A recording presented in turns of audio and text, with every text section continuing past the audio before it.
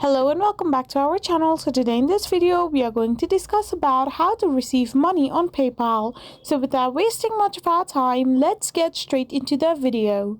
So to receive money on PayPal, all you gotta do is simply open a PayPal account. So you need to simply create a PayPal account and link it to your email address. Once you have done this, you need to verify your email address associated with your PayPal account.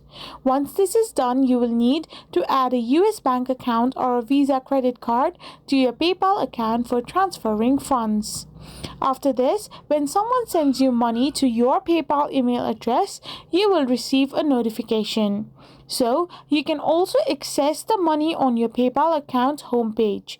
You can then transfer it to your linked bank or Visa card or keep it in your PayPal balance. So, by this way, you can simply receive money on PayPal. I hope you found this video helpful. So, don't forget to hit that subscribe button and do give us a thumbs up. We will be back again with more informative videos. Thank you for watching.